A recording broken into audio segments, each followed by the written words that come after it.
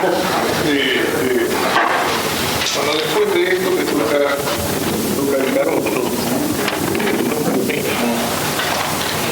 de la moral, recién conversando con algunos en el momento de recreo,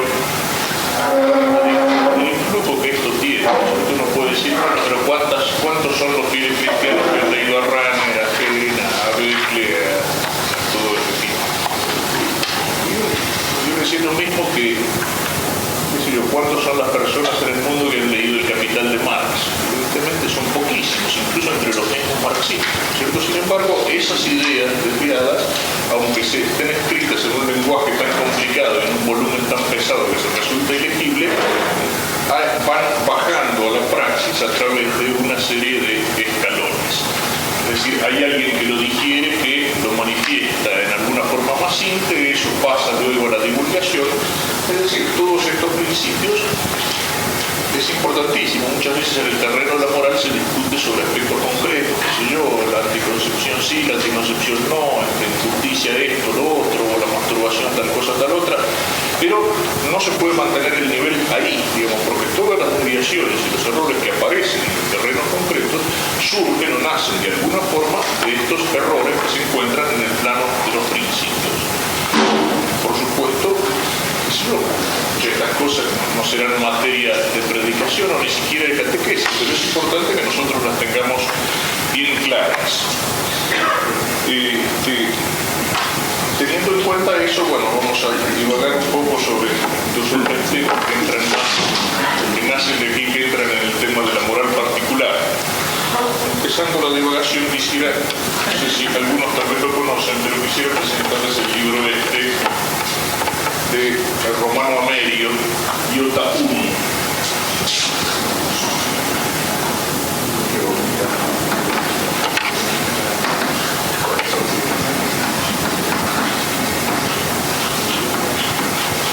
Iota Uno más referencia a aquello del Evangelio que no cambiará ni un iota o una iota de la ley. Tengo la edición italiana de 1986, existe edición francesa y pienso que será también edición castellana, porque es un libro que en Europa ha tenido una enorme repercusión en los ambientes católicos. La edición francesa y la italiana se puede conseguir a través del Club del Libro Cívico en Buenos Aires.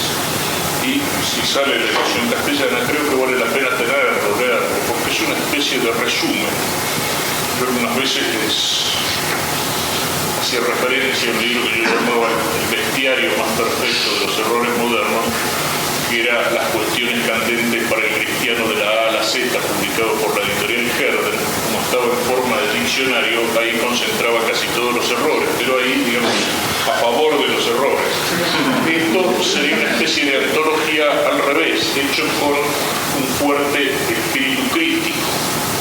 El subtítulo dice Estudio de las variaciones de la Iglesia Católica en el siglo XX, lo cual es una expresión muy fuerte porque hace referencia al libro aquel de Bossuet, Historia de las variaciones de las iglesias protestantes, que tiene como epígrafe varías, luego no eres la verdad.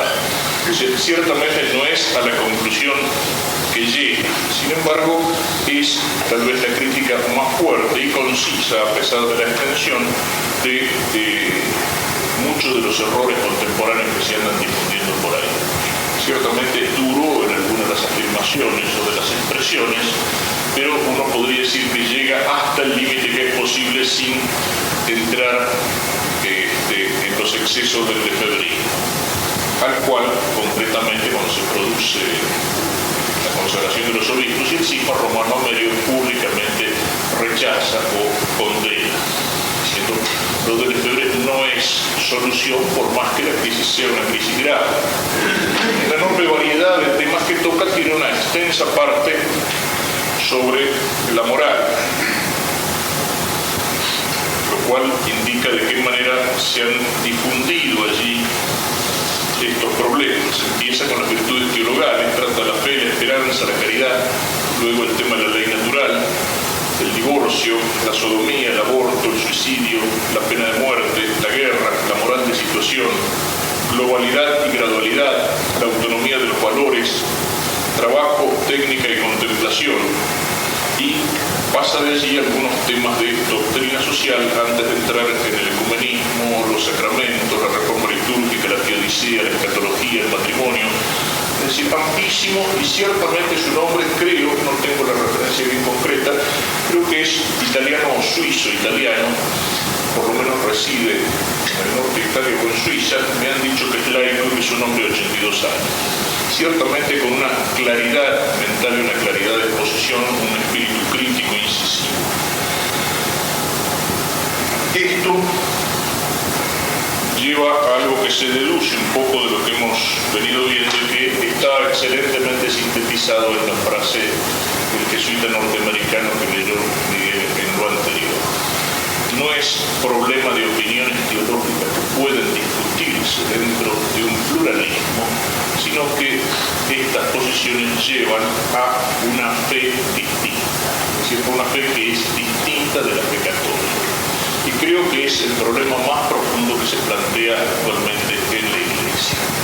Ya hace algunos años lo planteaba el padre Befier en un texto que él mismo lo da como opinativo, al final del libro La Cábala y el Progresismo, como constatando la existencia de dos iglesias. Sin embargo, no hay dificultad en admitir que la iglesia de la publicidad pueda ser ganada por el enemigo y convertirse en la iglesia católica, de iglesia católica en iglesia gnóstica. Puede haber dos iglesias, una la de la publicidad, iglesia magnificada en la propaganda, con obispos, sacerdotes y teólogos publicitados, y aún con un pontífice de actitudes ambiguas, y otra la iglesia del silencio, con un papa fiel a Jesucristo en su enseñanza, y con algunos sacerdotes, obispos y fieles que le sean adictos, esparcidos como fusilos y grecs por toda la tierra. Esta segunda sería la iglesia de las promesas, y no aquella primera que pudiera defeccionar. Un mismo papa presidiría ambas iglesias que aparente y exteriormente no serían sino una. El papa, con sus actitudes ambiguas, daría pie para mantener el equívoco, porque por una parte, profesando una doctrina intachable, sería la cabeza de la iglesia de las promesas, y por otra parte, produciendo hechos equívocos y aún reprobables, aparecería como alentando la subversión y manteniendo la iglesia gnóstica de la publicidad. La eclesiología no ha estudiado suficientemente la posibilidad de una hipótesis como la que proponemos. Pero si se piensa bien, la promesa de asistencia de la Iglesia se reduce a una asistencia que impida al error introducirse en la cátedra romana y en la misma Iglesia, y además que la Iglesia no desaparezca ni sea destruida por sus enemigos. Como señala él mismo, lo da como una cosa hipotética, dice, podría ser. Ciertamente no creo que se aplique actualmente al Papa, que en la claridad de su doctrina, en las cosas que hacen a la fe, en la sacralidad y la liturgia, en la santidad, y en todo aquello que expresa también el cardenal Ratzinger como vocero del Papa en su conferencia para los obispos chilenos, ciertamente no admitiría una interpretación así. Es cierto que hay actitudes que permiten un signo de interrogación, porque ya se señaló más de una vez acá, se comentaba ayer después de la conferencia de Arturo. ¿Qué pasa con esos teólogos que ciertamente niegan hasta la misma divinidad de Cristo y sin embargo siguen enseñando, siguen teniendo cátedras, siguen sin que nadie los condene? Ciertamente creo que entre el Papa y Leonardo Boff hay toda una serie de niveles de responsabilidad que en muchos casos yo creo que pueden escapar a las mismas manos del sumo pontífice. Lamentablemente no encontré las declaraciones escritas por un obispo brasilero que publica el Omnubo, no sé en qué parte del fichero se me perdieron, pero dice cosas interesantísimas acerca de las presiones de la cabeza del episcopado brasilero para el levantamiento de la sanción de Boff, en la defensa de Boff, y la presión sobre ciertas congregaciones romanas, todo eso. Sin embargo, deja con mucha claridad cuál es la posición del Papa, que ciertamente tiene una gran preocupación por la Iglesia de Brasil. Termina el artículo de este obispo brasilero con una anécdota que resulta interesante. Dice que en una visita andina, un grupo de obispos brasileros, en una de las visitas del Papa al Brasil, almorzando con un grupo de obispos brasileros, alguno de los obispos le pregunta, ¿y qué espera el Santo Padre de los obispos de Brasil? Y el Papa les dijo, el Papa espera mucho de los obispos de Brasil. respuesta ambigua, todos se sonrieron y el Papa se puso serio y repitió, dice, remarcando las palabras, dice que el Papa y el Kremlin esperan mucho de los obispos de Brasil.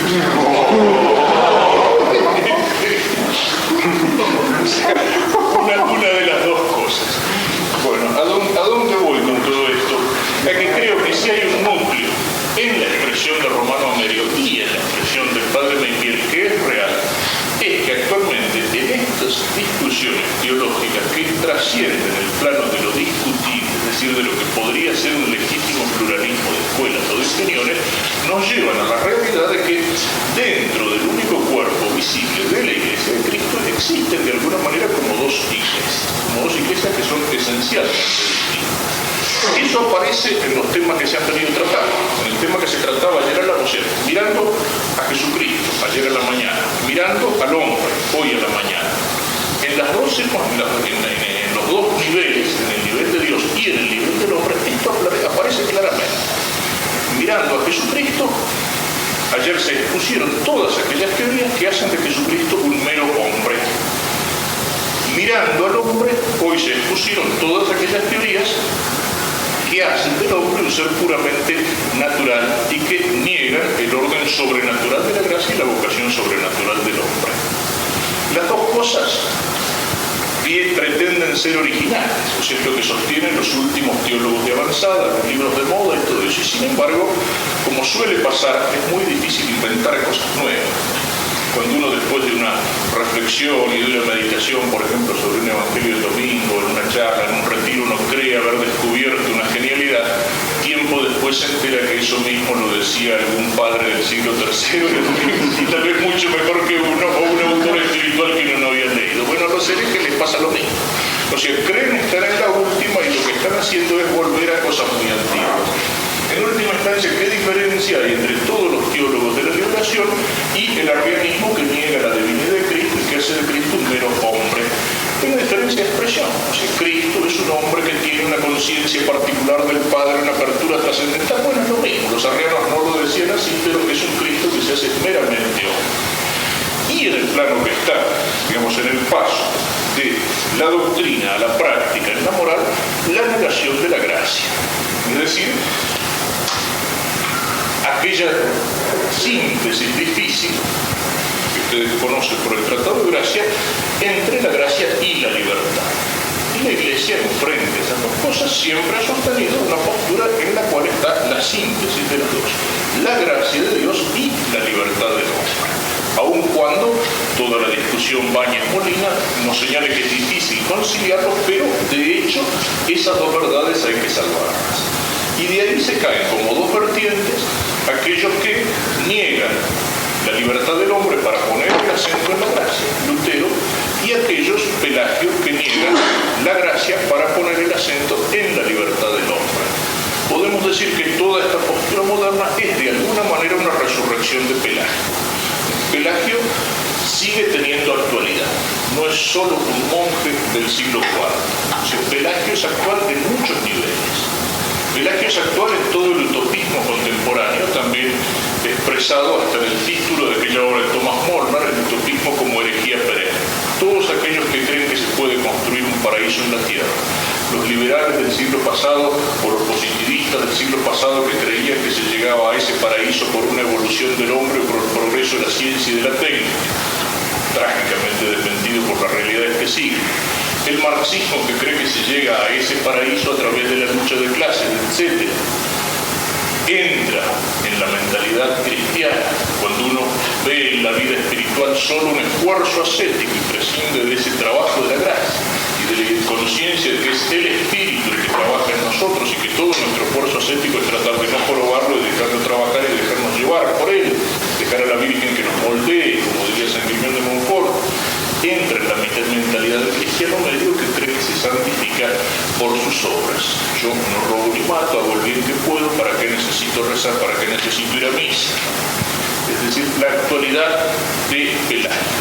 En lugar de la gracia de Dios, de la primacía de la gracia de Dios que actúa sobre la libertad del hombre sin destruirla, tenemos que la libertad del hombre que se autotrasciende. El arrianismo por un lado, Cristo como mero hombre, aunque sea un hombre excepcional, y el pelagianismo por otro, la libertad del hombre que se autotrasciende. Eso nos ubica enfrente a la realidad de eso que llamaba como dos iglesias. Y yo cuando toco esto lo suelo sintetizar diciendo, y las dos iglesias que son, una es la del verbo que se hace carne, es decir, la de Dios que se hace hombre, y la otra es la del hombre divinizado, la fe en el verbo encarnado y la fe en el hombre divinizado. También ahí debería haber una síntesis, porque el verbo se hace carne para divinizar el hombre. Pero eso no es lo que sostiene la fe en el hombre divinizado. La fe en el hombre divinizado piensa en un hombre que se autotrasciende por su propio esfuerzo, por el ejercicio de su libertad. No en un hombre que es divinizado por la acción del verbo que se encarna. Debería poner al hombre en el lugar de Dios.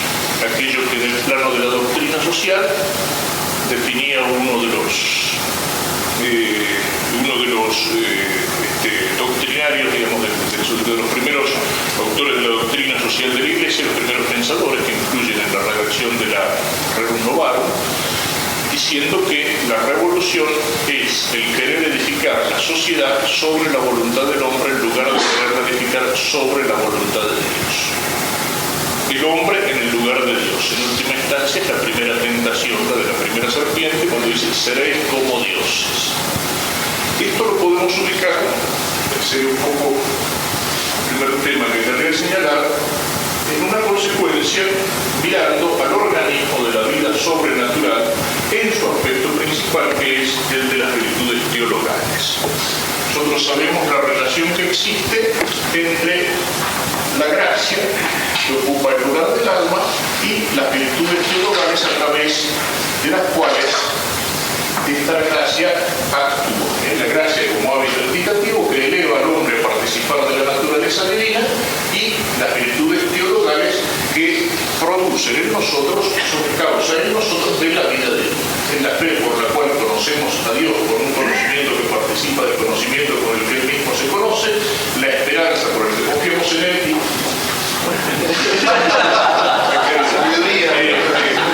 sabiduría, cambiar la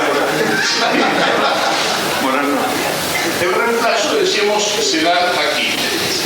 En lugar de la gracia, ni siquiera se puede hablar de la naturaleza, porque liga la ley natural, sino la libertad de ese hombre que se autotrasciende.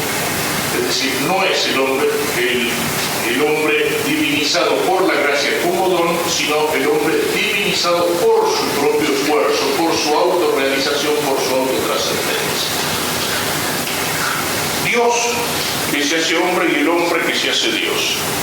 Y yo señalaría todavía que en esta fe en el hombre se pueden dar o señalar como dos vertientes. Una es la vertiente del marxismo. El marxismo que, por ejemplo, como lo veíamos ayer, a través de las teologías de la liberación penetra en la Iglesia.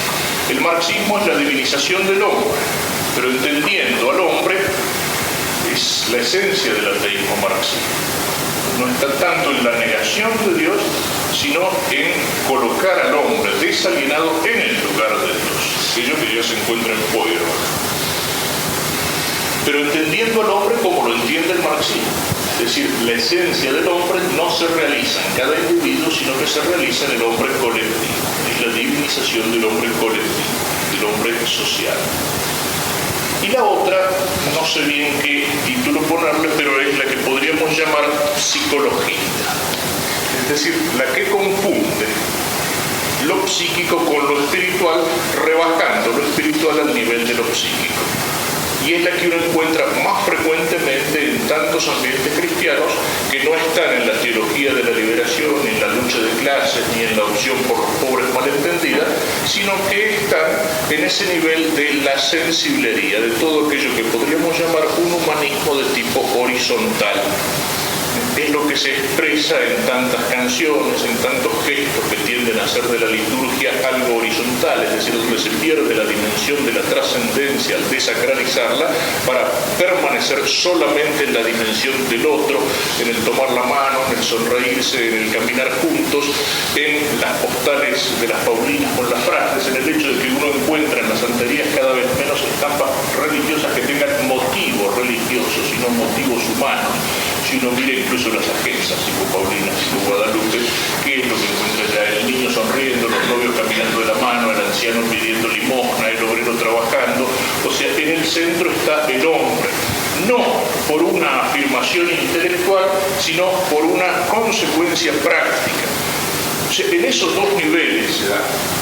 Y creo que esos dos niveles se reflejan aquí en cada una de las virtudes teologales, inmanentizando las virtudes teologales, es decir, haciéndole perder la dimensión de trascendencia. Y en cada uno de ellas se da el nivel que llamamos marxista y el nivel que podríamos llamar humanismo sentimental o psicología.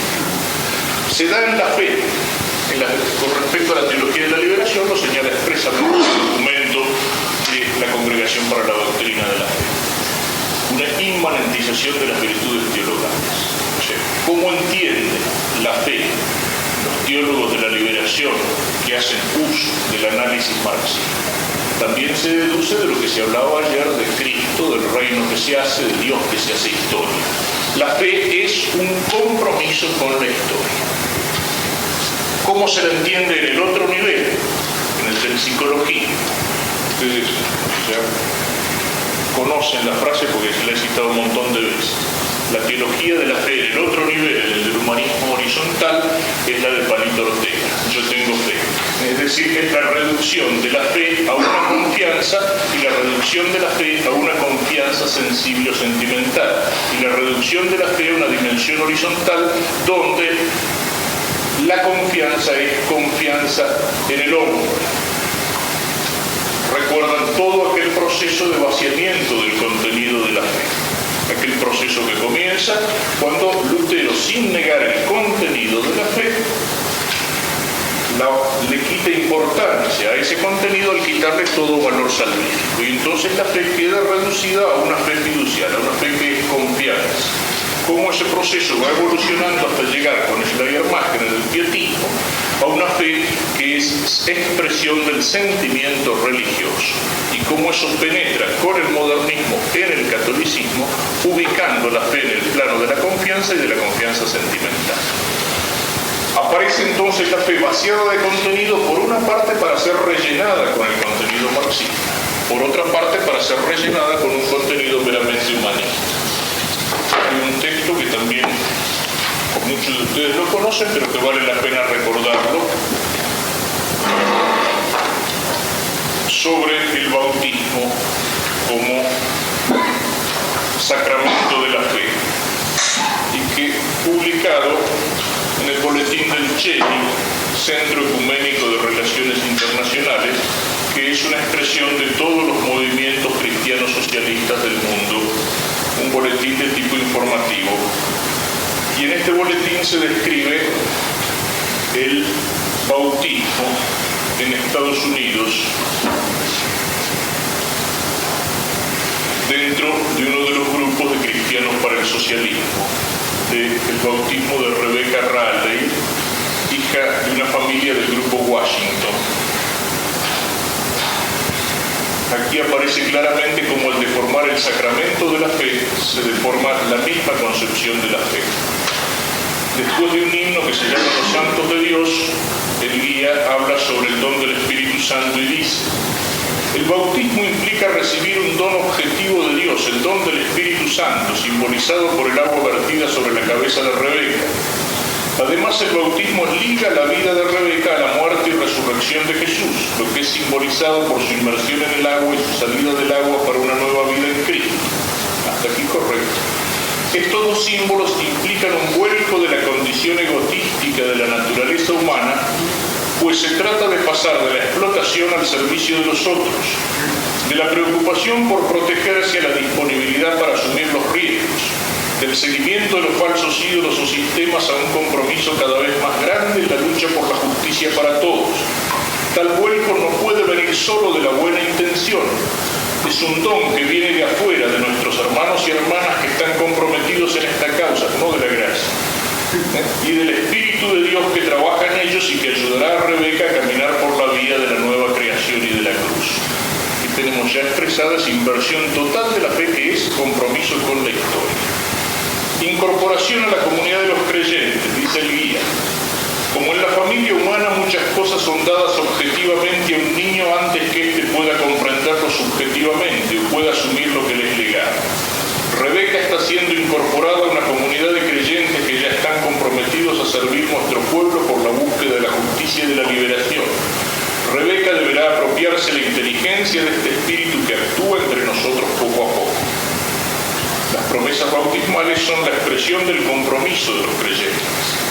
Líder. Nosotros decimos que somos una comunidad de creyentes. ¿Qué quiere decir esto? Nosotros somos personas que comprendemos que nuestras vidas y toda la creación proviene de un Creador infinitamente justo y cariñoso y del cual la autorrevelación más clara, el descubrimiento de su proyecto para la humanidad es manifestado en la vida y muerte de Jesús de Nazaret. Lo que veían ayer puesto en un lenguaje. ¿Qué implica una tal comprensión? Responden todos. Esto implica que nosotros seguimos la vía de la cruz, que nosotros estamos comprometidos a amar a las personas y no a las cosas, a decir la verdad y a rechazar toda forma de opresión, cualquiera sea el precio a pagar para así vivir como discípulos. Nos comprometemos a colaborar en la construcción de una sociedad justa y a servir nuestro pueblo para crear dicha sociedad. Somos una comunidad de esperanza. Nos alegramos de nuestras victorias por provisorias que sean, celebramos nuestras luchas por pequeñas que sean, pues sabemos que el amor es más fuerte que el odio y la esperanza es más fuerte que la desesperación. El padrino y la madrina. En nombre de esta comunidad, nosotros aceptamos a Rebeca como nuestra compañera en la lucha. Prometemos guiarla, educarla en esta comprensión de la vida para que ella pueda llegar a la plenitud de la felicidad, será la revolución. Bautismo, y esta es la fórmula del bautismo. Te bautizamos, Rebeca Ragli, en nombre de Dios, Creador, Liberador y Espíritu. Nosotros recibimos esta niña en esta comunidad de creyentes y la marcamos con el signo de la cruz, para que ella no tenga vergüenza de confesar la fe de Cristo crucificado, ni de luchar con todos nosotros contra la injusticia, la idolatría y la indiferencia y pueda servir fielmente a su pueblo durante toda la vida. Amén. Y luego se reza una oración también dentro de los movimientos del espíritu, los movimientos de liberación. Se reza una oración que se llama Nuestro Padre y Madre, porque decir Padre Nuestro es machismo, entonces la liberación femenina queda después salgo de 21 canutos. Y hay otro texto que ejemplifica lo mismo, que ayer preguntaba alguno, y bueno, ¿y cómo entienden la oración? Que los cristianos para la liberación que entienden a Cristo así. Porque este también alguna vez, por lo menos en Paraná lo he leído, no acá, y que es la anáfora de una misa en Nicaragua, con una asistencia de más de 3.000 personas en la parroquia San Francisco Javier del barrio Open 3, ahora ciudad Sandino de Managua. Esto es praxis también, o sea, el canon utilizado en una misa. Y se llama Anáfora de la Victoria. No está entre los 4 del Misal Romano. Padre, levantamos las manos con los dedos abiertos en señal de victoria para bendecirte en este día en que celebramos el triunfo del pueblo. Sí, Padre, hoy hemos alcanzado la libertad y reconocemos en ella el don generoso de tu gracia que abarca a los nicaragüenses y sobre todo aquellos que nunca la habían tenido, tus favoritos, los pobres, los explotados, los campesinos, los proletarios y los indígenas. Te alabamos, Padre, porque hoy más que nunca te has hecho presente en nuestra historia y te damos gracias porque los cautivos hemos vuelto a la libertad. Hoy vemos claro que tu causa es la del pueblo y que por eso el triunfo del pueblo es tu triunfo.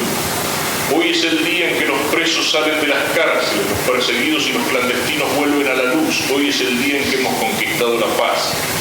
Por eso queremos celebrar este día pascual, aquí una aplicación clara de la teología del Éxodo a la realidad humana. Este día de resurrección del pueblo, este momento de especial presencia tuya, esto me hace acordar el texto del pobre finado Monseñor Romero, cuando habla, sé que estoy amenazado de muerte, no tengo miedo a la muerte. Después el fin del cristiano no es la muerte, sino la resurrección. Dice, si me matan, resucitaré en el pueblo nicaragüense. Este día de la resurrección del pueblo, este momento de especial presencia tuya en nuestra historia. Hoy todo ha cambiado en Nicaragua, los lagos se miran más limpios y las montañas más altas, el sol es más fuerte, el día más azul. Las ciudades y los pueblos son diáfanos y la gente ríen y cantan de alegría. Las banderas rojinegras que ondean en todo vuestro territorio libre se alzan ahora para darte gracias a vos, Padre y Libertador. Queremos recordar hoy, Padre, nuestra historia de la salvación y los largos años de dolor y de lucha en que se fraguó este gran momento. Queremos recordar esos años en que vos estabas presente, pero se nieve de César Augusto Santino, el general de hombres libres, el hijo de nuestro pueblo y de nuestra tierra, que levantó la bandera libertaria fundida de vergüenza nacional de odio, invasor y de dominación extranjera. Queremos agradecerte también porque suscitaste entre nosotros a Carlos Fonseca Amador, que recogió la bandera caída de Santino y lanzó con un pequeño grupo de compañeros, los fundadores del Frente Sandinista de Liberación Nacional. Recordamos los años heroicos de la clandestinidad, cuando el sandinismo era ser incipiente y ser sandinista una noble locura. Recordamos a tantos que cayeron y dieron su sangre generosa para este día que celebramos llegar. Recordamos a Leonel Rugama, Santos López, Oscar Curcio, Flavio Chamorro, Gaspar García Laviano y tantos otros que cayeron en combate, cuya sangre regada en nuestra tierra hoy vemos que fue fructuosa. Y en ese mismo tono, porque ese futuro es hoy realidad, miles de voces, la de todos los cristianos nicaragüenses que estamos aquí en la plaza principal de Ciudad Sandino, que aclaman y nuestros gritos unidos a tu nombre son el canto de la libertad y de la exaltación del pueblo. Lo agradecemos cantando, Santo, Santo, Santo.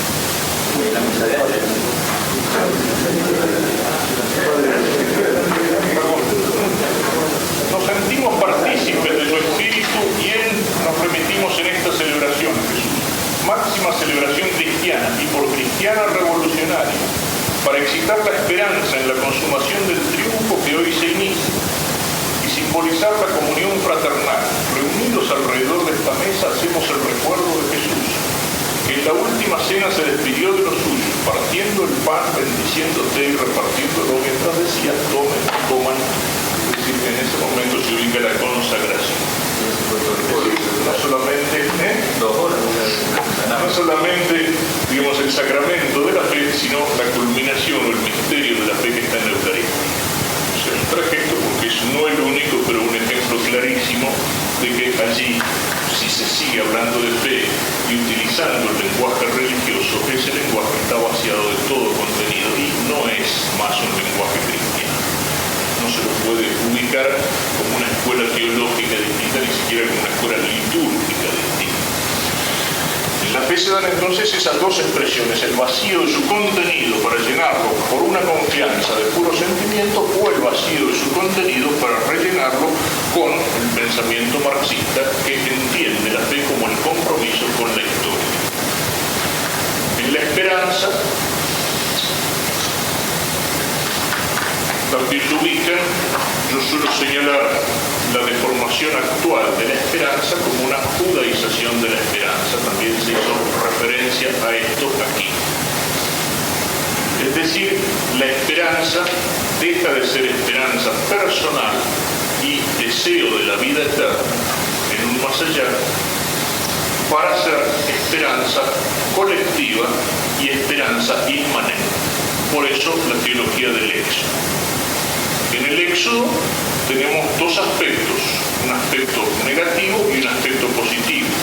El aspecto negativo que es la liberación de la esclavitud en Egipto y a través de las aguas abiertas del Mar Rojo el paso a la tierra prometida, aspecto positivo. Ese de éxodo se aplica en la Pascua de Cristo. Cristo pasa por la muerte a la resurrección, por la muerte a la vida. Y al cristiano, los méritos de la muerte y la resurrección de Cristo se le aplican en el bautismo. El bautismo es un paso a través de las aguas de la muerte del pecado a la vida nueva de la gracia. El Éxodo entonces viene a ser, como todo el Antiguo Testamento, figura y sombra de las realidades que vendrán, de la realidad de la redención de Cristo y la realidad del bautismo cristiano. El mismo texto acerca del bautismo nos indica que aquí tenemos una lectura totalmente invertida, que es la que el documento de la teología de la liberación va a señalar al tocar el tema de la teología del Éxodo, en su mala interpretación en el primer documento y en cómo debe correctamente interpretarse en el segundo. La realidad que aquello que es sombra y figura pasa a ser la realidad. Y lo que es la realidad, es decir, la realidad de la muerte y resurrección de Cristo y la realidad del cristiano bautizado, pasan a ser sombra y figura de una liberación temporal que es la que viene a ubicarse en el primer plano. Como en los primeros tiempos del pueblo de Israel. El pueblo esperaba promesas no tanto para los individuos o para las personas que lo integraban, sino para todo el pueblo, era una esperanza colectiva. Y el contenido de esas promesas era la promesa de la tierra, la promesa de la liberación, la promesa de una larga descendencia, o sea, promesas que se daban aquí en la tierra. Esperanza inmanente y esperanza colectiva. Con una diferencia todavía, que es que la esperanza de los judíos era teologal, porque se apoyaba en Dios. Es decir, los judíos esperaban la tierra confiados en la fidelidad de Dios a sus promesas. Actualmente esa esperanza, o sea, era material a lo mejor en cuanto a su objeto, pero era sobrenatural, teologal en cuanto a su fundamento. Actualmente, la esperanza de las teologías de la liberación, que tienen su origen en la teología política de Metz y en la teología de la esperanza de Moltmann, actualmente esas esperanzas no son teologales, porque el objeto es inmanente, la esperanza no es personal sino colectiva, pero también el fundamento es un fundamento humano. Decíamos, el hombre, en la religión que tiene fe en el hombre divinizado, el hombre es una libertad que se autorrealiza. Aquí es precisamente el hombre con su libertad, naciendo de esa fe que es compromiso revolucionario, que construye la esperanza del futuro. En la otra deformación de la esperanza, es decir, en aquella que llamábamos psicologista o de humanismo sentimental y horizontal, la esperanza suele transformarse, tiene distintas versiones, pero suele transformarse en una especie de optimismo de futuro, que en muchos casos confunde aquello que quisieran que fuera con aquello que es en realidad. Si el teólogo de la fe, en esa segunda posición, no en la marxista, sino la del psicologismo inmanente, era Palito Ortega, que canta Yo tengo fe, diciendo tengo confianza en que todo cambiará, el teólogo de la segunda posición es el avestruz que cuando se ve en peligro mete la cabeza abajo del ala y dice el peligro no existe y cree que con eso ha eliminado el peligro. El optimismo que se difunde en muchos ambientes cristianos, en muchos grupos juveniles, en grupos de espiritualidad. Hay que ser positivo, hay que mirar solo lo que es bueno. El mal pensamos que lo eliminamos del mundo y de la tierra diciendo que el mal no existe. Es el rechazo de toda polémica como una falta de caridad. Es el decir hay que enseñar la verdad, pero no hay que combatir el error. No hay que señalar, no hay que denunciar el error, como si el denunciar o señalar el error no fuera parte de la misma enseñanza de la verdad. Es cierto que el ser positivo, señalábamos más de una vez en las clases de moral, Santo Tomás es fundamentalmente positivo en su moral, que la mira como ese retorno del hombre hacia Dios y que la genera y que la estructura alrededor de las 7 virtudes. Más positivo que eso, pero Santo Tomás, después de cada una de las virtudes, señala los pecados que van en contra de esa virtud. Es decir, señala la luz, pero señala también la sombra. Y hay una falsificación de la realidad si uno deja de lado la sombra. Si en un cuadro uno lo quisiera pintar con puras luces sin ninguna sombra, estaría falsificándose esa expresión de la realidad. Y lo mismo pasa con esto, hay como una falsificación de la realidad. Hay como un optimismo que se vuelve ciego a la presencia del mal en el mundo, a la acción del pecado, a la acción del demonio. Y creyendo que todo eso se lo expulsa, simplemente con sonreír, con cerrar los ojos y con decir que nosotros vamos a construir un mundo nuevo y la civilización del amor, cantando y ofreciéndole flores a los vecinos. Tiene menos nivel que la teología de la liberación y sobre todo no se expresa tan teóricamente. Cuando yo digo se dan dentro de la iglesia como dos iglesias, no digo que esto necesariamente sea consciente. Puede adquirir un grado de mayor densidad o de conciencia en los teólogos de la liberación que expresan teóricamente con el análisis marxista toda una doctrina que no se compatibiliza con la doctrina católica, que ponen al hombre en lugar de Dios y que invierten o falsifican el sentido de las virtudes teologales.